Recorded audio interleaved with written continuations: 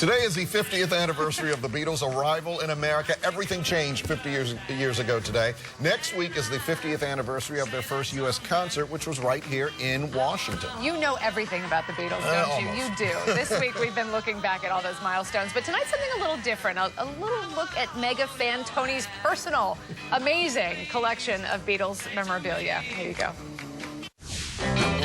If you've been watching me for a while, you know I'm a big Beatles fan. I have been since I was a little kid, and I've been collecting their memorabilia for a long time. This is my Beatles room. Let's take a look. I think you'll understand when I say that something. Ta-da!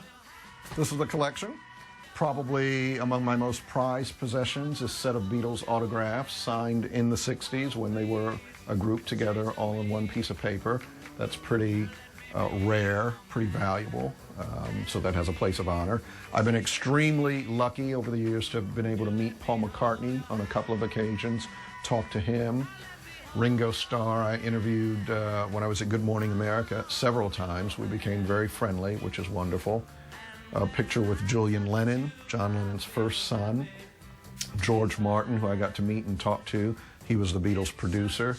So that's kind of the stuff that is really thrilling. The personal stuff is really, really great. This is a board game put out by Milton Bradley in 1964 called the Beatles Flip Your Wig game. And it's pretty valuable because it's all intact. All the pieces are there. I've never played it, but it's a pretty cool piece of memorabilia. This bust means a lot to me. It's a John Lennon bust that came out after he was killed, and my dad gave that to me, which was great. My dad's no longer with us. Down here, probably the item that I'm most excited about is one of the first things I bought. In the back, that's the Beatles, the original Beatles Yesterday and Today album, issued by Capitol Records in 1966. The cover you may not recognize because it's the Beatles wearing smocks with chunks of meat, raw meat, and dismembered baby dolls all over them. This album came out for a day.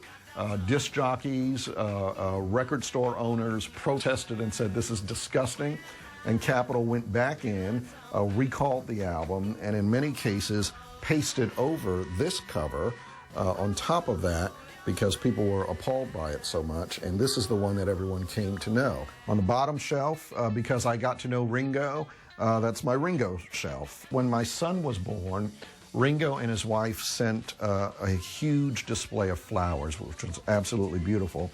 That's the card that came with it. It says, "Dear Tony, Rhonda, and of course, little Ringo," because he didn't know his name. "Congratulations, lots of love, Ringo and Barbara." So that means a lot. My favorite shelf in this case is the middle shelf.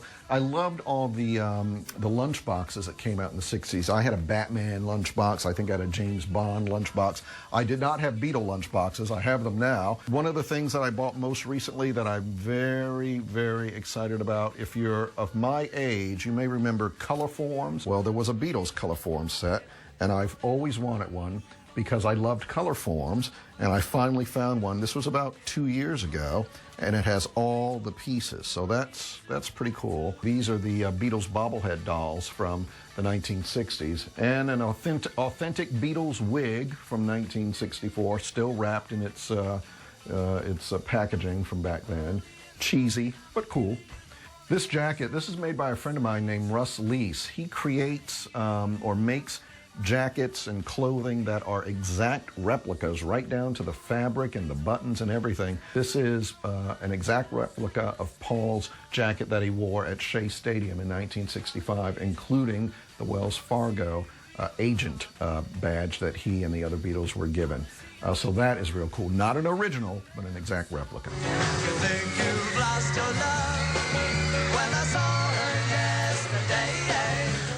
That is really amazing. Thank you for that tour. You know, that's the first time I've ever done that, And it should be done. It should be revealed. I mean, it's a beautiful collection. Well, thank you very much. Yeah, and can I say thank you to all the folks who have emailed and phoned and tweeted me and everything about very, very nice comments. Thank you very much. Yeah, no, that's definitely getting a lot of attention.